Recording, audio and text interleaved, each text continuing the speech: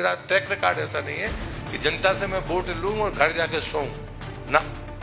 हम परिवार को छोड़ते हैं, परिवार त्योहारों में हम परिवार के साथ होते हैं, बाकी समय हम जनता के साथ होते हैं जिसने हमको वोट देकर जनप्रतिनिधि बनाया। ये मेरा चरित्र था, चरित्र है। और जिस दिन मैं ये काम नहीं कर पाऊंगा उस दिन मैं कह दूंगा कि मुझे चुनावी राजनीति नहीं करनी चाहिए। हमने वो स्थिति पैदा कर दी कि बाई इलेक्शन में जहां हम जितने गहरे गड्ढे में थे हम जमीन पे आ गए हैं। और मानकर चलिए कि विधानसभा में अगर मैं इसकी बात करूं 4 सीटें हैं, 2 हमारे पास हैं, 2 हमारे पास नहीं है। ये जिला, यहाँ की जनता अभी भी भारतीय जनता पार्टी की विचारधारा और उसके विकास के मॉडल से सहमत है। हाँ, व्यक्तियों की सामर्थ्य होती है, जिनके पास पैसा होता है वो परिणाम को प्रभावित कर देते हैं, लेकिन एक बार बार नहीं। अब 2023 का चुनाव होगा, ये जिला स्वीप करेगा भारतीय जनता। मैं उसी को सफलता मानूंगा कि मेरे 4 विधायक भाजपा के दमों में होने चाहिए। तो भैया और राम राम सब जनन को। और दमोह जिला में हम सब हैं, दमोह शहर में हम सब हैं, रानी दमयंती के शहर में हम हैं। और बांदकपुर के जागेश्वर नाथ जी को आशीर्वाद, बड़े बाबा कुंडलपुर को आशीर्वाद। और अद्भुत नगरी दमोह जो वीर भूमि है, जो साहित्य की भूमि है, कला की भूमि है, दमोह जिला के बुंदेली समागम की शुरुआत हम कर रहे हैं। हमारे संग केंद्रीय मंत्री और दमोह के सांसद प्रहलाद पटेल जी हैं। भाई साहब बहुत बहुत स्वागत है आपको। और अब सीधे बिना कोनो भूमिका के शुरुआत करें। भाई साहब, दमोह शहर या दमोह लोकसभा में जब आप आए तब से लेके अब तक का परिवर्तन आप दिख रहे हैं? पहले तो दमोह आप आए इसके लिए आपको धन्यवाद। और ये सच है कि बुंदेली बोली को भाषा की अगर शक्ल देनी है तो उसके लिए कुछ करना होगा। हिंदी के साहित्य में जो स्थान दमोह की धरती का है देश के स्तर पर, वो शायद कहीं और कम मिलेगा, नहीं मिलेगा। बुंदेलखंड की अगर हम पूरी बात करते हैं तो जो बुंदेलखंडी बोली और हिंदी भाषा का जो तालमेल है और जो संपन्नता उसने दी है वो ऐतिहासिक है। लेकिन कई बार कुछ सिर्फ बोली के लिए पागल हैं, कुछ भाषा के लिए पागल हैं। मुझे लगता है कि इन दोनों के समन्वय बैठाने के लिए आपने एक सुंदर प्रयास प्रारंभ किया है। जब कोई बोली भाषा के तौर पर सामने आती है तो फिर पहनावे से, बोलचाल से, खान पान से, उसके बर्तन भाड़े से, वो जितनी चीज़ें हैं ये सब शामिल हो जाती हैं उसके साथ, वो उसका श्रृंगार बन जाता है। और इसलिए जो चीज़ आप मुझसे पूछ रहे हैं कि मैं जब 2014 में यहाँ पर आया और तब से लेकर अब तक तब्दीली क्या है। इतिहास नहीं बदलता, एक तो इतिहास पर बात करने वाले बदलते हैं, और वो चुप हैं या बोल रहे हैं ये अनुभव मैं जरूर देखता हूँ इन 9 सालों में। हम हमेशा इतिहास में 1857 की बात करते हैं, लेकिन 1842 की गदर समय की दृष्टि से देखें तो 57 से ज़्यादा चली, कुर्बानियाँ ज़्यादा हुई, उसका केंद्र बिंदु दमोह था। हमारे पास विरासत के तौर पर इतनी बड़ी चीज़ें हैं जिसकी चर्चा हमने कम की और बाकी चीज़ों की चर्चा ज़्यादा की। मेरे एक स्वर्गीय मित्र थे, वो पत्र लिखकर ख़त्म हो गए दुर्घटना में।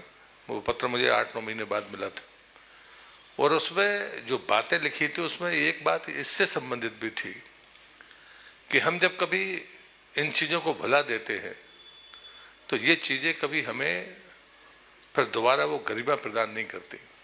और इसलिए हमें अपने इतिहास और विरासत के बारे में पहले गंभीर होना होगा।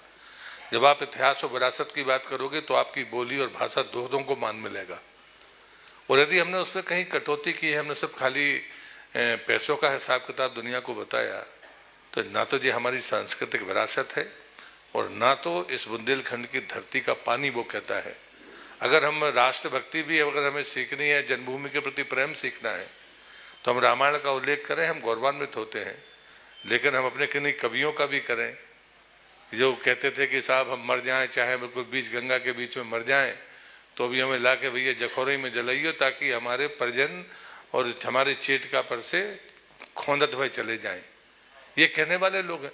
तो मुझे लगता है कि इन चीज़ों को अगर हमने उपयोग किया होता गर्व के साथ तो चीज़ें आगे बढ़ती। और मुझे इस बात का गर्व है कि मैं इस संसदीय क्षेत्र से संसद सदस्य बनने के बाद, चाहे संत चूड़ीराम हो, चाहे रमा मिस्त्री जी हो, हमने उनकी हो या बकायन की, जो सबसे देश की दूसरे नंबर की गुरु पूर्णिमा की परंपरा है बकायन की, जो संगीत की शैली है, उसकी बात करें, या राजा किशोर सिंह की बात करें, या दीवान साहब की बात करें, जो भी हमारे ऐतिहासिक चीज़ें थी, हमने उनको संसद में जब रखा तो लोग उसको ध्यान से सुनते थे, किसी ने आलोचना नहीं की।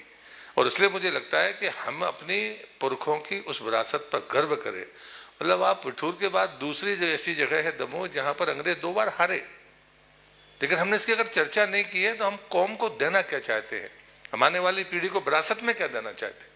तो मुझे लगता है कि बुंदेली परंपरा, और इसलिए मैं मानता हूँ कि आप दमोह पधारे, इसलिए यहाँ का सांसद होने के नाते मैं आपको और आपकी टीम का स्वागत करता हूँ। ये बात मैंने आपको भोपाल में भी कही थी। और मैं मानता हूँ कि अभी भी बुंदेली बोलने वाले और बुंदेली भाषा के खजाना रखने वाले लोग हैं, और अगर हमने उनकी वीडियोग्राफी और आइडियोग्राफी करके नहीं रखा तो शायद हम अभी कम दिवालिया थे। हम ऐसा ना हो कि पूरी तरह से दिवालिया हो जाए, पर हम नकल करेंगे। हम लोगों को शौकिया, जैसे वो आर्टिस्ट आते हैं और किसी भी भाषा में बोल देते हैं, नकल करना और वास्तव के बुंदेली के प्रति अपना भाव व्यक्त करने में जमीन आसमान का अंतर है। और इसलिए मैं मानता हूँ कि बुंदेली भाषा हमारे जहन में पीढ़ियों में हम ट्रांसफ़र कर पाए, ये कोशिश हमें सतत करनी चाहिए और ताकत के साथ करनी चाहिए। और ये माध्यम जो आपने तकनीकी माध्यम चुना है, ये बड़ी सफलता है। रहा सवाल सफलता में, तो मैं बहुत बड़ी बातें नहीं करता हूँ ये, लेकिन ये जरूर है कि कोई भी हमारी विरासत ऐसी नहीं बची जो कहे कि कोई उसे जानता नहीं है। अब जब दमोह से बाहर हम रहली चले जाते हैं तो चंद्रशेखर आज़ाद की माताजी ने पूरी जिंदगी रहली में काटी, और हमें पड़ोसियों को एहसास नहीं है, हमें उस पर गर्व नहीं है। ये कमाल की बात है। तो मुझे लगता है चाहे सिंगौरगढ़ का किला हो, रानी दुर्गावती की पहली राजधानी सिंगौरगढ़, लेकिन हमने उस नजरिए से कभी व्यक्ति नहीं किया, हमने कहा ही नहीं। तो मुझे लगता है कि साहित्य है, बलिदान है, महापुरुषों में अगर हम रानी दुर्गावती की जब बात करते हैं तो हम अचानक एक झटके में हम 600 वर्ष पहले चले जाते हैं। तो हमारे पास कितनी पुरानी विरासत है। तो मतलब हम कहीं से भी शुरू करेंगे तो हमें लगता है कि नहीं, हम गर्व के अलावा हमारे पास कुछ है नहीं। और भाषा उसमें सबसे महत्वपूर्ण थी।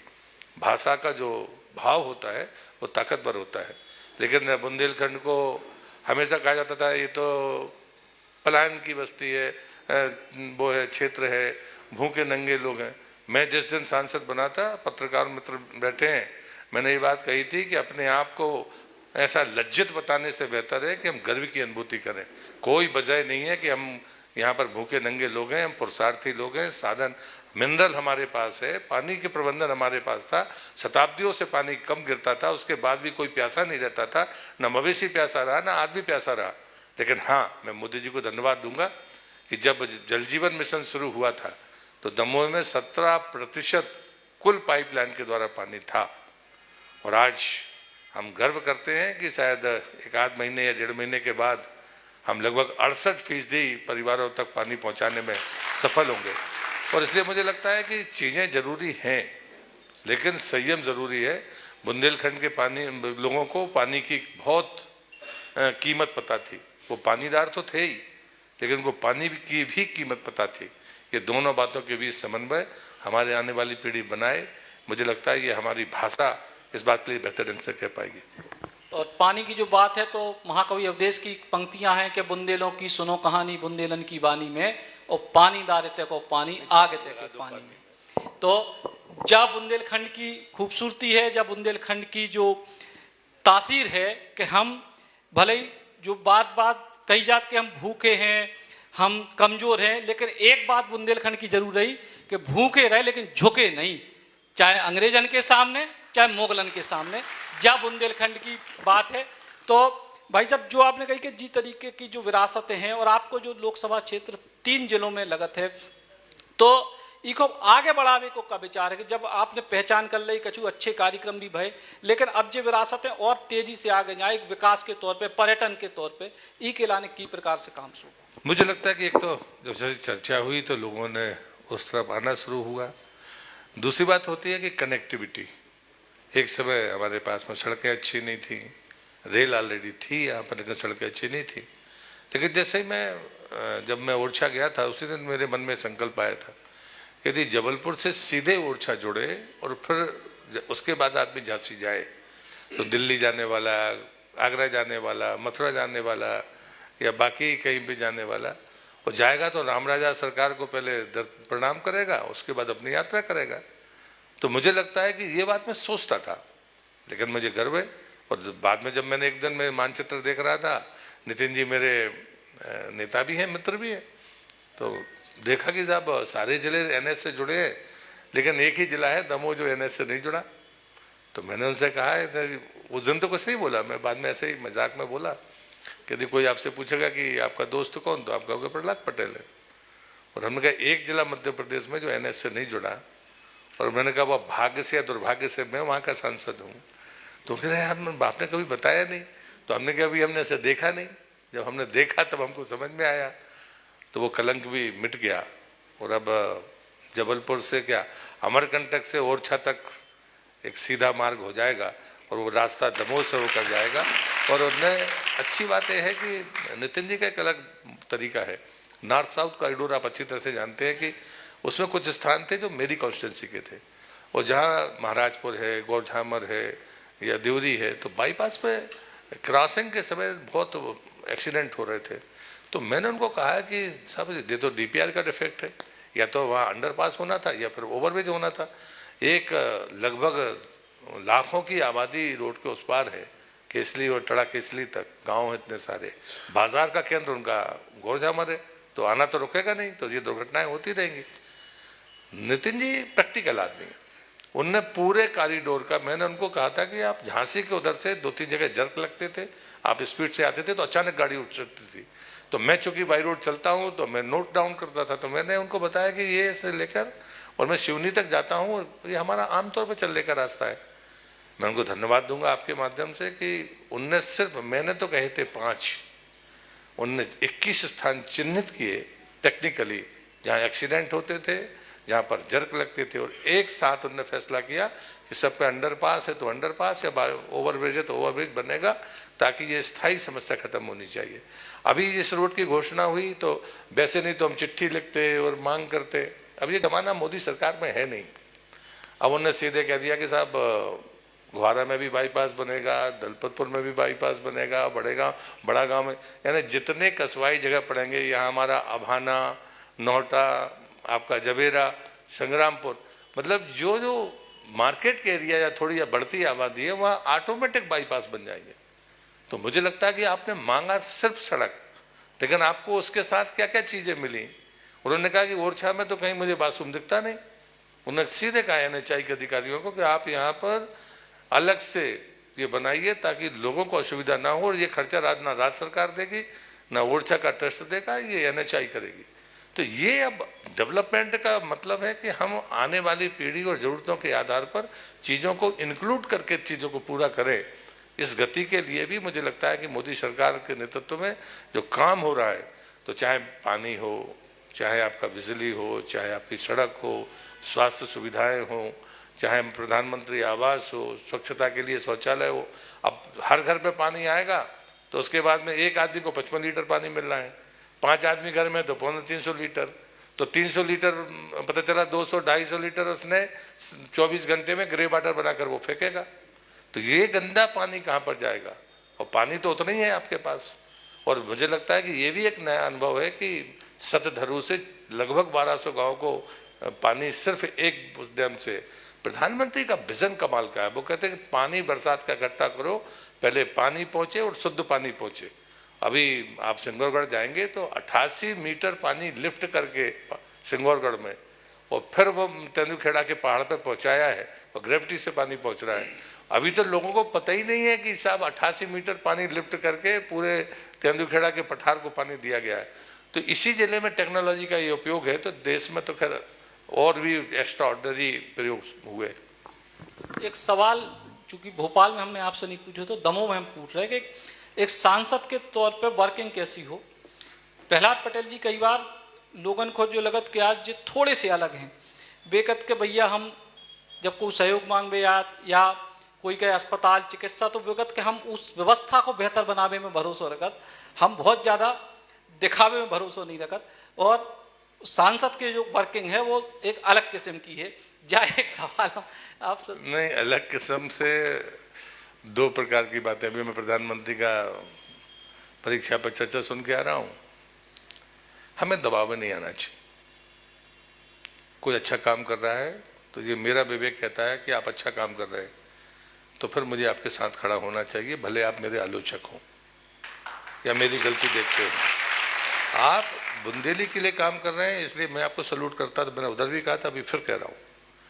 देखिए, जो चीज़ें बड़े मकसद के लिए जो लोग कर रहे होते हैं उनसे आपके मतभेद हो सकते हैं, इससे कोई फर्क नहीं पड़ता, इसकी चिंता नहीं करनी चाहिए। दूसरा, राजनीति की स्वच्छता की राजनीति का ये की एक कीमत चुकाने के लिए जब तक जनप्रतिनिधि तैयार नहीं होगा ये बातें हो सकती हैं, सफलता कभी नहीं मिल सकती।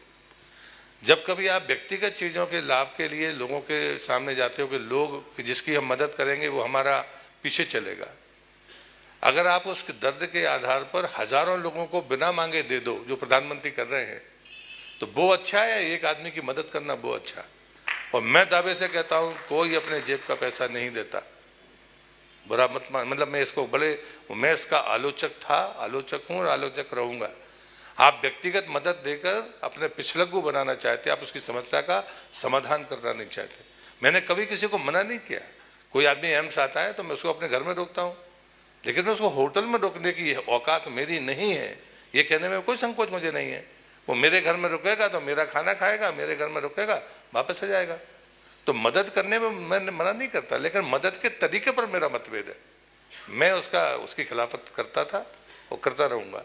तीसरे आखिरी में मुझे ये भी लगता है कि जब से मैं आया, अब अलग क्यों हूँ ये तो वही बताएंगे जो अलग मुझे मानते हैं, मुझे तो नहीं पता। पर ये मैं हमेशा ये मानता हूँ कि शुरू में लोग बहुत आपत्तियाँ करते हैं। प्रधानमंत्री जी ने अभी कहा कि टोका टाकी, आरोप और आलोचना तीनों में अंतर है। जैसे बुंदेलखंडी में एक शब्द है ना, बोण खेले दे दियो, ना ही अंग्रेजी में मिलेगा ना हिंदी में मिलेगा। बोणने में तो पूरा वाक्य लगेगा कि तनक आगे चल के और फिर पकड़ा दो, तो बोण के दे दो जो बुंदेलखंडी में हो सका थे। तो हम बोण के देने वाली भाषा को तो मानते हैं, लेकिन वो पूरी रामायण जो लोग करते हैं उसको मैं नहीं मानता। तो मुझे लगता है कि हम उसी रास्ते पर है, उससे कोई ज़्यादा अंतर है नहीं। दमोह के और स्थानीय मुद्दों पे हमारे संगे महेंद्र दुबे जी हैं, वरिष्ठ पत्रकार और समाज सेवी शहर के। कछु सवाल आप। भाई साहब, जब अब 2014 में दमोह आए तो कभी सोचा भी नहीं हुआ कि दमोह से आप इलेक्शन लड़ेंगे। ऐतिहासिक आपकी जीत हुई और उस समय आपने एक बात कही थी कि बुंदेलखंड में वैक्यूम है, पॉलिटिकल वैक्यूम है। तो इन 7-8 सालों में वो पॉलिटिकल वैक्यूम फुलफिल कर पाए आप, भर पाए आप कि नहीं भर पाए? नहीं, वैक्यूम का मतलब मैंने कहा था कि लीडरशिप दूसरी पंक्ति की लीडरशिप नहीं है। और मैंने जब कभी आप किसी को कहते हो कि नेता हो तो फिर आपको उससे काम कराना होगा। जब आप ये नहीं कह सकते कि सब काम प्रहलाद पटेल के पास हो, जो ये सही नहीं कह पा रहे थे, बेचारे इस लिहाज में रह गए कि जब मैं कहता हूँ कि भाई आप मेरे पास क्यों आए हो, आपने मेरे मंडल अध्यक्ष से या विधायक से बात की, वो कहता नहीं की। वो डायरेक्ट मुझे फोन लगाता है तो मैं कहता मेरे आपस में बात की, वो कहता नहीं की। हम नेता बनने देना नहीं चाहते। और मुझे लगता है कि प्रहलाद पटेल की बपौती नहीं है दमोह, ना हम यहाँ पैदा हुए हैं, हमें तो पार्टी ने पहुंचाया, हम आ गए। तो आप नेता बना के छोड़ के जाओगे या खा के जाओगे, ये तय करना पड़ेगा। और ये दमोह के लोगों को तय करना पड़ेगा कि आपको अपनी लीडरशिप को मजबूत करना। आप हमें अपना नेता मानते हो, लेकिन मैं यहाँ का नेता नहीं हूँ, ये आपको ध्यान में रहना चाहिए। मेरे बाद जो नेता आपको रखने होंगे यहाँ, वो इसी धरती पर होने चाहिए कि बाहर से आया तो होंगे, ये दमोह को सोचना होगा। और इसलिए मुझे लगता है कि कार्यप्रणाली में कोई फर्क नहीं होता। हमको अच्छे लोगों को प्रमोट करके उनका नेतृत्व सबल करना चाहिए। अगर मैं ही कलेक्टर से बात करूंगा तो मेरे नेता पैदा हो जाएंगे, कोई जो यहाँ बैठे वो जाएंगे तब नेता पैदा होंगे। और आपका पत्रकारिता का इतना बड़ा अनुभव है। दूसरा, मैंने जितनी बातें कही हैं उतना मैंने करके दिखाया। जब मुझसे यहाँ के जिले के बार के काउंसिल में जब मैं गया, डिस्ट्रिक्ट बार में गया था, तो बोले आप क्या गारंटी है कि आप यहाँ रहोगे? लोग अभी भी सस्पेक्टेड है कि कि आप रहोगे कि नहीं? नहीं, मतलब ये 5 साल तुम्हारे कोई सांसद तो रात में दमोह बताई नहीं, कोई ने, यहीं के रहने वाले रात में नहीं सोए कभी दमोह। तो मुझे लगता है कि जब मैंने ये कहा था तब भी मेरी पत्नी की जमीन और वेयर हाउस था, लेकिन मैंने उसको नहीं कहा, मैंने कहा कि मेरा पता गोटेगांव, जिला नरसिंहपुर, मध्य प्रदेश है। देखिए, किसी के दबाव में कभी नहीं आना चाहिए। और बाद में जब मैं चुनाव जीता तो मैंने बताया कि मेरी पत्नी की जमीन और उसका के वेयर हाउस है। तो बोले आप उस दिन क्यों नहीं कहा? मैंने कहा वो मेरा स्थायी पता नहीं है, वो मेरी पत्नी का वो है। तो मेरा जन्म स्थान मेरा स्थायी पता है, मेरी कर्मभूमि मेरा स्थायी पता है, मैं यहाँ पर हूँ। तो मैंने ये कहा था कि लेकिन मेरा ट्रैक रिकॉर्ड ऐसा नहीं है कि जनता से मैं वोट लूँ और घर जाके सोऊं ना। हम परिवार को छोड़ते हैं, परिवार त्योहारों में हम परिवार के साथ होते हैं, बाकी समय हम जनता के साथ होते हैं, जिसने हमको वोट देकर जनप्रतिनिधि बनाया। ये मेरा चरित्र था, चरित्र है। और जिस दिन मैं ये काम नहीं कर पाऊंगा उस दिन मैं कह दूंगा कि मुझे चुनावी राजनीति नहीं करनी चाहिए। और ये होना चाहिए।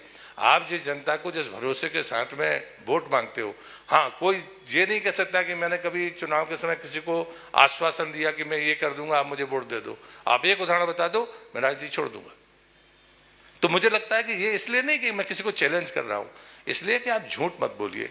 दूसरी बात, मैं दृढ़ता से साथ ये कहता हूं, आप अच्छा कर पाएंगे कि नहीं कर पाएंगे ये तो समय काल और परिस्थिति पर निर्भर करेगा, लेकिन आप किसी का बुरा नहीं करेंगे ये तो आपका व्यक्तिगत फैसला है, चरित्र है। तो आप इसकी गारंटी दो। ये गारंटी देने की नेता में अगर ताकत है तो नैतिक मूल्यों की राजनीति होगी, उसको कोई टाल नहीं सकता, किसी भाषण की जरूरत नहीं। एक और सवाल मंत्री जी होता है कि जिस तरह का माहौल, राजनीतिक माहौल बदला है मध्य प्रदेश का और खासतौर पे बुंदेलखंड का, आप तो पूरे बुंदेलखंड को घूमते हो और बुंदेलखंड के ऊपर हम फोकस करेंगे। आपकी पार्टी कितना सबल हुई है और कितनी पीछे आई है? क्योंकि एंटी इनकम्बेंसी जो है वो लगातार सामने आ रही है कि सरकार से, प्रदेश की सरकार से लोग नाराज हैं, ऐसा कहने को मिल रहा है। तो कितनी मेहनत कर पाएंगे प्रहलाद जी? मुझे लगता है कि ये परसेप्शन बनाने बिगाड़ने का काम आपका कौन जमात करती रहती है। मैं उसको गलत नहीं कहता कि आप गलत बताते हैं, लेकिन ये भारतीय जनता पार्टी है। एक बात महेंद्र भाई आप समझ लो, कार्यकर्ता पार्टी का प्रसन्न और उत्साहित है, कांग्रेस 10 जन्म में भी हमको नहीं हरा सकती। कोई इनकम्पेंसी हमारे कामकाज पर नहीं हो सकती। शिवराज जी के बारे में कहो, बाकी के बारे में, उनकी योजनाएं वो कांग्रेस हमको हराएगी। जो संबल योजना जो गरीब आदमी को एक्सीडेंट के 15 मिनट में मदद देती है, उसको बंद करने वाले कमलनाथ, चालू बनाने वाले शिवराज जी और बाद में आकर चालू करने वाले शिवराज जी। गरीब आदमी उनको वोट देगा कि हमको वोट देगा? प्रधानमंत्री आवास योजना, आवास, स्वास्थ्य, बिजली, पानी, सड़क, देश आजाद हुआ था संविधान के मुताबिक, ये राज्य के विषय थे। राज्य ने नहीं किए तो मोदी ने अपने हाथ में लिए। और उसके बाद में वो प्रधानमंत्री आवास का पैसा लौटा देने वाले कोई थे तो वो कमलनाथ और कांग्रेस थी। फिर शिवराज जी आए तो उन्होंने फिर पैसा दिया।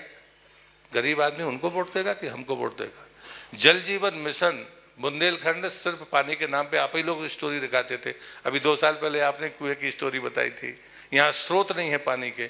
इस प्रदेश में लगभग 10,000 गाँव ऐसे जहाँ सोर्स नहीं है। इस दमोह को यदि हमने 2024 तक देना है हमको, और अगर हमने 2023 तक 80-90% लोगों को पानी दे दिया, कांग्रेस को वोट देंगे कि हमको वोट देंगे? कमलनाथ ने तो एक काम नहीं किया, पैसे नहीं दिए। आप आंकड़े उठा के देखिए। मेरा आरोप राजनीतिक हो सकता है, लेकिन बैलेंस शीट आप मुझसे मांगिए, मैं डिपार्टमेंट से देने के लिए तैयार हूं। कमलनाथ ने जल जीवन मिशन की योजना पूरी ना हो, शुरू ना हो, इसकी कोशिश की। ये चीजें आम आदमी को जिस दिन पता चलेंगी, कांग्रेस को वो सजा देगी, वोट नहीं देगी। एक राजनीतिक सवाल आपसे और, बाकी बुंदेलखंड की हम बात करेंगे। दमोह के इतिहास में पहली दफा कोई सांसद केंद्र में मंत्री बने। अब बुंदेलखंड की धरती आपको मुख्यमंत्री के रूप में देखना चाह रही, कितनी तैयारी है प्रहलाद जी की? नहीं, ये मैंने कहा ना कि जो आपकी जमात और जो उकसाते रहते हो, तो मुझे लगता है कि भारतीय जनता पार्टी में फैसला पार्टी करती है। और ये मंत्री है तो मुख्यमंत्री बन जाओ, जो प्रमोशन की जो प्रवृत्ति है, तो मैंने लेख लिखा है परिक्रमा में आज से लगभग 20-25 साल पहले। मैं ये मानता हूँ, और आपके माध्यम से बहुत अच्छा सवाल किया आपने, मुझे भगवान ने चपरासी बनाने का लिए धरती पर पहुँचाया। तो मैं आदर्श चौकीदार और चपरासी बनूं या क्लर्क की इच्छा रखूं? मुझे जो जिम्मेदारी मिले उसमें आदर्श रूप से वो काम करना चाहिए। मैं मंत्री हूं, मुझ पर कलंक न लगे, मुझे जो काम दिया गया है मैं उसे पूरा करूं। मैं कल्चर मिनिस्टर था देश का, संस्कृति और पर्यटन मंत्री था। आप गर्व करते होंगे थोड़ा बहुत कि कल्चर पर काम किया, तो ईमानदारी से किया। आज मुझे जल जीवन मिशन का काम दिया है प्रधानमंत्री ने, स्वच्छता का काम दिया है। मैं आपसे विश्वास दिलाता हूं, मैं 21 राज्यों में होकर आया हूं। प्रधानमंत्री ने, कोई किसी की हिम्मत नहीं थी कि बिना पानी के, पानी की कमी यानी डेफिसिट बेसन अलग और सरप्लस बेसन अलग, ये केन बेतवा का इतिहास रचा बुंदेलखंड ने। बुंदेलखंड का भविष्य ऊंचाइयां छूना है, तो उसका प्रमाण है ये कि केन बेतवा का पहला, देश का पहला ऐसा वो योजना है। श्रद्धेय अटल बिहारी वाजपेयी ने जब कहा था तो लोगों को समझ में नहीं आया था कि नदी जुड़ेगी कैसे। आज पूरे देश की मैपिंग है, जितने हिस्से में सूखा पड़ता है उतने में बाढ़ आती है। और आप पूरे देश का मैपिंग कर लो, इतिहास है इसका कि जितनी जगह में सूखा पड़ता है उतने में बाढ़ आती है। अगर हम बाढ़ वाले पानी को सूखे वाली जगह पर ले जाएं, जैसे महाराष्ट्र के उप मुख्यमंत्री ने अभी भोपाल में कहा कि वो 500 लीटर की वेस्टर्न घाट का पानी 60 किलोमीटर बाद समुद्र में चला जाता है। उसके ऊपर का हिस्सा नासिक से लेकर पूरा, वहाँ एक बूंद पानी नहीं आता। वो 500 किलोमीटर की टनल बनाकर वेस्टर्न घाट का पानी यहाँ ला रहे। ये है पुरुषार्थ, ये है सफलताएं। और ये अगर हम ये कर पाए तो आज हमारी आबादी 120 करोड़ है। 25 साल बाद कितने होंगे अगर रफ्तार यही रही, तो पानी कहाँ से लाएंगे? तो ये जो चीजें हैं, ये सफलताएं हैं, ये मील के पत्थर। मतलब माने कि प्रहलाद जी राजनीतिक सवाल का जवाब भी विकास से जोड़कर देते हैं। बुंदेलखंड की जनता जो राजनीति का मतलब ही विकास है, माल कमाना नहीं है। तो मुझे लगता है आप जहाँ रहे वहाँ पर अपना काम करिए मस्त। इसी से संबंधित एक सवाल, आपको लगता है कि वाकई में बुंदेलखंड का जैसे विकास होना चाहिए था, नेताओं ने केवल माल कमाया, विकास नहीं किया? जिनने माल कमाया जनता ने उनको सजा भी दी है। बुंदेलखंड के पानी को कमतर मत आंकिए, वो उसको भोजन होगा या नहीं होगा, लेकिन फैसला करने में नहीं हिचकेगा। हमारे मित्र कह रहे थे ना वो मुगलों के सामने झुके, ना अंग्रेजों के सामने झुके। वो भूखा रह सकता है, लेकिन हमें कोई बुंदेलखंडी भूख मांगते नहीं दिखता। मेहनत करने में कोई कसर नहीं। और इसलिए मुझे लगता है वो न्याय भी कर रहे हैं, और जिसके पास में पानी होता है न्याय वो करता है। और इसलिए मुझे लगता है कि लोकतंत्र में जय पराजय महत्वपूर्ण नहीं होती, महत्वपूर्ण होती है कि आपके बारे में लोग सोचते क्या है। आलोचना कोई करता है, मैं खुश होता हूँ, पर मिथ्या आरोप पर दुख होता है, कई बार लगता है मन खराब होता है। बाकी कोई चिंता होती नहीं, वही प्रधानमंत्री जी भी कहते हैं। चलिए, प्रहलाद जी लगातार सवालों का जवाब दे रहे हैं। बुंदेलखंड के ऊपर सचिन चौधरी जी आगे बढ़ाएंगे। एक भाई, जब दमोह के जिले की अगर बात करें सियासत की, कि पिछले 2-2.5 साल में बहुत घटनाक्रम बदले, ऊपर नीचे भय। अब कही जा रही है कि दमोह जिला, चूंकि आपको लोकसभा क्षेत्र तो ओवरऑल है, लेकिन दमोह जिला एक बड़ी चुनौती भाजपा के लाने बन गया कि आखिर की रास्ता पे आगे बढ़ें, की नेता को लें, की को छोड़ें, की को पकड़ें, की को छोड़ें। तो इस चुनौती में सबसे अहम भूमिका आपकी है भाई। पार्टी का भी बात करें तो आप ही से बात करें, तो ई को निदान कैसे? भाजपा की जो मूल विचारधारा है वो व्यक्ति केंद्रित नहीं है। आप उसको छोड़ दीजिए, उसके आइडियोलॉजी पर, विचार पर, उसके विकास के मॉडल पर, और जो उसमें बेहतर काम करे। तो जितनी आपने, जो आप कह रहे हो संकेत में, हमने नगर पालिका में 90% से ज़्यादा तो रिकवरी कर ली, वो सिर्फ किसी व्यक्ति के नाम पर नहीं। और मैं आपको गर्व के साथ कह रहा हूँ, और जो लोग हमारे पार्षद के चुनाव लड़े होंगे, कभी विरोधी ज़्यादा अच्छे से जानते हैं कि हमारे लोगों ने क्या किया। उन्होंने हमारी स्टाइल पे चुनाव लड़ा। छोटे चुनाव जैसे रास्ते पे चले गए हैं, ये रास्ते पे चले गए हैं, वे तो उनमें दुबरो पत्रो आदमी तो चुनाव ही नहीं लड़ पाए है। मतलब जिनके पास में लाखों में रुपये नहीं होते वो तो पार्षद को चुनाव नहीं लड़ सकते। लेकिन मैं दावे से कहता हूँ कि उस मॉडल के बावजूद भी हमने वो स्थिति पैदा कर दी कि बाई इलेक्शन में जहाँ हम जितने गहरे गड्ढे में थे, हम जमीन पे आ गए हैं। और मानकर चलिए कि विधानसभा में अगर मैं इसकी बात करूं, 4 सीटें हैं, 2 हमारे पास हैं, 2 हमारे पास नहीं हैं। ये जिला, यहाँ की जनता अभी भी भारतीय जनता पार्टी की विचारधारा और उसके विकास के मॉडल से सहमत है। हाँ, व्यक्तियों की सामर्थ्य होती है, जिनके पास पैसा होता है वो परिणाम को प्रभावित कर देते हैं। लेकिन एक बार बार बार नहीं। आप 2023 का चुनाव होगा, ये जिला स्वीप करेगा भारतीय जनता। मैं उसी को सफलता मानूंगा कि मेरे चारों विधायक भाजपा के दमों में होने चाहिए, मैं उसी ही सफलता मानूंगा। मैं उसमें 75% और 50% में संतुष्ट होने वाला व्यक्ति नहीं हूँ।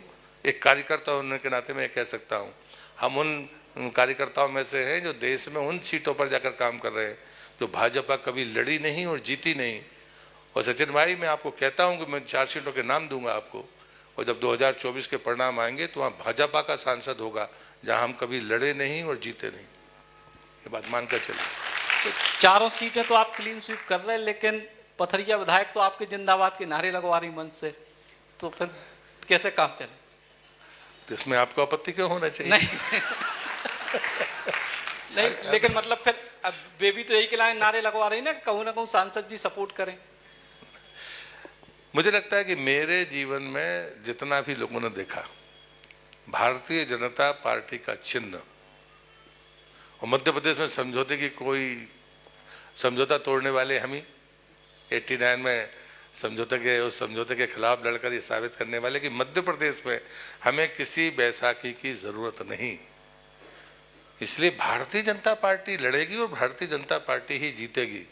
अब कोई जिंदाबाद के नारे लगा रहा है तो अब ये आपको इसमें मुझे लगता है कि मुझे तो खुश होना ही चाहिए, आपको भी खुश होना चाहिए। एक बस आखिरी सवाल के, बहुत सारी ऐसी चीजें हैं जो दमोह की धरोहर के तौर पर विकसित करी जा सकती हैं और एक बड़ी पहचान के तौर पे करी जा सकती है, लेकिन जब हम देखते हैं कि चाहे मतलब में आप तो अबे आए लंबे समय से अलग अलग चीज़ें चल रही हैं कि बहुत जो ऐसी चीज़ें जो पहचान या प्रतीक बन सकती उन पे उतना काम नहीं हो पाया। आज हम जी मानस भवन में बैठे हैं, उसकी दशा देख के ही हम उनको सजावे में बहुत मेहनत करने पड़ी सब लोगों को। ऐसी कुछ धरोहरों पे काम आपके जरिए, चूंकि अब आप अकेले केंद्र में मंत्री नहीं है, आपकी सरकार भी है, आपकी पार्टी की यहाँ सरकार है, तो ऐसी कुछ धरोहरों पर विशेष काम की आवश्यकता है जो अब हो सका तो दूसरा जो मेडिकल कॉलेज को विषय लगातार निश्चित तौर पर 2023 के चुनाव को मुद्दा बने। इन 2 विषयों में बस। नहीं, मेडिकल कॉलेज की जमीन आवंटित है और वो बनेगा। अभी फिर से प्रधानमंत्री शायद उसकी टेंडरिंग प्रक्रिया हो भी रही है, तो वो खाली घोषणा नहीं है, वो तो बनना ही। और मुझे लगता है कि कोरोना के पहले जो आदरणीय प्रधानमंत्री ने मॉडल दिया था कि हम पहले चरण में 3 लोकसभा के बीच में एक मेडिकल कॉलेज दें, ये सेंट्रल गवर्नमेंट ने पहले बाकायदा उसका स्टेप बाय स्टेप प्लान था। महेंद्र भाई वगैरह साहब ने ये बात, आप में कभी ऑन द रिकॉर्ड कह के छपने का आदि नहीं हो, लेकिन ऑफ द रिकॉर्ड में प्रेस से लगातार बात करता हूँ कि समीक्षा होनी चाहिए। अगर आप हमसे डिफर करते हैं तो आप बताएंगे तो हम उसको असेट मानते हैं, जाकर हम उसको ठीक करते हैं। तो पहले था कि 3 लोकसभा के बीच में एक, फिर उसके बाद में हर लोकसभा में एक, फिर हर जो हमारी तीसरे चरण में जो हमारी डिस्ट्रिक्ट की हॉस्पिटल है उसको मेडिकल कॉलेज। मुख्यमंत्री जी ने उसको तेजी लेकर आए और मैं आज गर्व के साथ कहता हूं कि मेरे 3 जिलों में, सागर मेरा जिला है, दमोह है और छतरपुर है, तीनों में मेडिकल कॉलेज होंगे। मतलब ये बड़ी बात है, बुंदेलखंड के लिए बड़ी बात है। और इसलिए मुझे लगता है कि अब बात आती है कि उसकी क्वालिटी क्या होगी, उसकी फैकल्टीज की तरफ क्या होगा। उसमें भी जो भारत सरकार ने पीजी की सीटें बढ़ाई, उसके पहले कभी किसी सरकार ने इसकी तरफ ध्यान नहीं दिया कि बिल्डिंगें खड़ी कर दोगे लेकिन फैकल्टीज कहाँ से लेकर आओगे। और एक एक आदमी 5-5 से नहीं 10-10 मेडिकल कॉलेज में फैकल्टी मेंबर बन के उनको मान्यता दिलवाता था एमसीआई से। तो ये जो चीज़ें हैं, नब्ज की चीज़ें हैं, वो उन्हें पकड़ी है। लेकिन मैंने आपसे भोपाल में एक बात कही थी, मैं उल्टा आपसे निवेदन करता हूँ कि हमको बुंदेली संस्कृति, उसके बर्तन, उसकी वेशभूषा, अब ऐसा नहीं पुराने हमें कोई मिलेंगे तो वो एंटिक होंगे, लेकिन आज भी हमको उसको पहनावे की तरफ भी प्रमोशन के बारे में सोचना होगा, बुंदेली बोलने के बारे में सोचना होगा, उसके आयोजनों के बारे में सोचना होगा। हम उसको कई बार मेला बना देते हैं, नाम तो देते हैं बुंदेली और उसको हम मेले की तरह शक्ल करते हैं ना।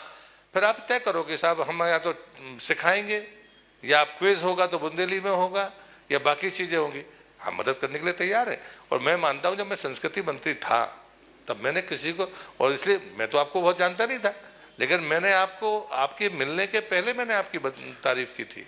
और इसलिए मैं भी कहता हूँ कि जो अच्छे काम करने वाले लोग हैं, आप बड़ा काम कर रहे हो, बुंदेली संस्कृति को बचाए रखना ये सिर्फ मेरी अकेली या आपकी अकेली जिम्मेदारी नहीं है, यहाँ बैठे हर आदमी की जिम्मेदारी है। और इसलिए मुझे लगता है कि जो बात आप मुझे कह रहे हो, ये पिछली एक कार्यक्रम में भी किसी ने कहा था, हम इसके रिनोवेशन का और एक्सपेंशन का बारे में मैं इसके पहले कोई नाली वाली गटर वटर भी था और बहुत तमाशे थे, हमने वो कराए, लेकिन हमने उसको कभी मार्केटिंग नहीं की, क्योंकि ये हमारी जिम्मेदारी है। लेकिन जब कभी सवाल आते हैं तो अच्छा है, आप पूछते नहीं तो हम बताते नहीं। मगर मुझे लगता है कि हम कोई ऐसी चीज़ें भले हम ना कह पाएँ, लेकिन मैं समग्र विकास के बारे में मानता हूं कि डिस्ट्रिक्ट हेडक्वार्टर में दमोह जैसी जगह में, अब जैसे एक बार बेला ताल का शुरू हो जाएगा तो कुछ हमारी कल्चरल एक्टिविटीज़ वहां शुरू हो जाएंगी। तो ये चीज़ें जब तक फिर बड़े कार्यक्रमों के लिए होंगी, लेकिन जैसे आपका टॉक होना है उसके लिए वो बेस्ट वेन्यू है। और हम लोगों ने इन्हीं लोगों पूछ के डिज़ाइन भी वैसे ही कराई थी कि यदि हमको 50 लोगों को बैठ कर टॉक करनी है, चाहे आप साहित्यकार हों, पत्रकार हों, नेताओं को गोष्ठी करनी है, तो एक खुला मन चाहिए, खुला स्थान चाहिए। तो ऐसी चीज़ों पर मैं फोकस करता हूँ। लेकिन मैं पैसा कितना कहाँ से कोई लाएगा, मैं मानता हूँ कि व्यापार की वजह परोपकार के बारे में सोचना चाहिए। पैसा भारत सरकार के पास इतना है कि 3 गुना तेजी से खर्च करेगा देश, तब पैसा खर्च हो पाएगा। मैं जल शक्ति मंत्री हूँ, 60,000 करोड़ जल जीवन मिशन के लिए थे, पूरे देश के राज्यों ने मिलकर 21,700 करोड़ ड्रा कर पाए, 38,000 करोड़ लगभग उससे ऊपर मेरे पास है। प्रधानमंत्री जी ने कहा ये लैप्स नहीं होंगे, कैरी फॉरवर्ड होंगे। अभी बजट आने वाला है 1 तारीख को, हो सकता है कि इससे दुगने पैसे हमारे पास हों, लेकिन खर्च करना, और खर्च होगा तो हर परिवार में पानी पहुंचेगा। ये है विजन, और इसलिए मुझे लगता है ये काम तो रूटीन में होंगे। अगली बार आप आएंगे तो हम आपकी इच्छा के मुताबिक मानस भवन में बिठा पाएँ, ऐसे मेरी कोशिश होगी। तो बहुत बहुत धन्यवाद मंत्री जी। और सबसे बड़ी बात, एक विशेष धन्यवाद आपको देने के, जो पिछले 15-20 दिन पहले जब हमने कार्यक्रम की रूपरेखा बनाई थी, उसके बाद दमोह वालन को गर्व करना चाहिए कि एक नेता है जो सत्य के संग है, खड़े तो खड़े है और खड़े रहो। बहुत बहुत धन्यवाद आपको। जयराम जी के साथ अपने आयोजन समिति की ओर से माननीय मंत्री श्री प्रहलाद पटेल जी का सम्मान यहाँ से करेंगे। मैं आग्रह करूँगा हमारे जिला ब्यूरो आफ्ताब और वरिष्ठ पत्रकार दिनेश शुक्ला जी, जो भोपाल से हमारे बीच में पधारे हैं, हम स्मृति चिन्ह देकर माननीय मंत्री जी का सम्मान यहाँ से करेंगे।